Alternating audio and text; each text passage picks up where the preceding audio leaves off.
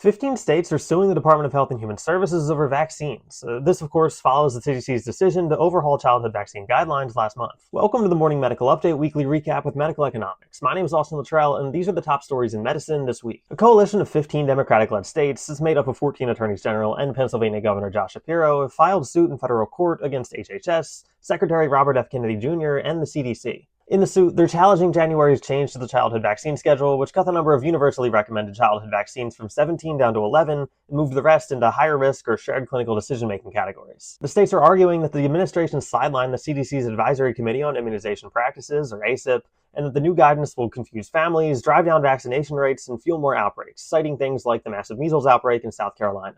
HHS, though, is defending the policy and has dismissed the case as a political publicity stunt.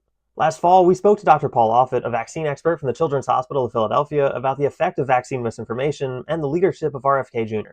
Here he is on an episode of Off the Chart, a business and medicine podcast. I mean, as the old saying goes, when you mix science with politics, you get politics. And I think you're just seeing that now to a degree we've never seen it before. I really could have never imagined we'd be in this position. I feel like our country's been invaded by a foreign country, and that foreign country, the first thing they want to do is destroy the public health infrastructure.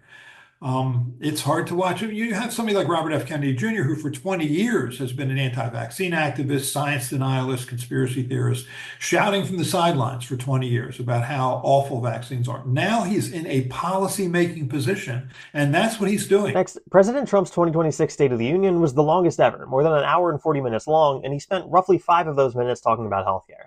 First, he blamed what he called the Unaffordable Care Act for making big insurers rich, pitched his great healthcare plan to send federal dollars directly to people instead of insurance companies, and promised maximum price transparency rules. He also touted his most favored nation drug pricing deals, pointing viewers to TrumpRx.gov, and urging Congress to write that program into law. For more about what he had to say about healthcare, check out this slideshow from medicaleconomics.com. Finally, obesity rates for children and teens in the US just reached a record high, but for adults, obesity actually might be starting to level off. Between August 2021 and August 2023, 40.3% of US adults were classified as having obesity, down slightly from 42.4% in 2017-2018. For kids and teens, the trend is going in the opposite direction. In that same window, 21.1% of children and adolescents aged 2 to 19 had obesity, 7% were in the severe range, and 15.1% were overweight.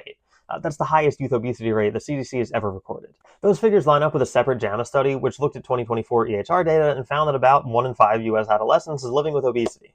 But that's all for your weekly recap. Don't miss new morning medical updates every Tuesday, Wednesday, and Thursday mornings at medicaleconomics.com, and I'll see you back here next Friday with the week's top stories.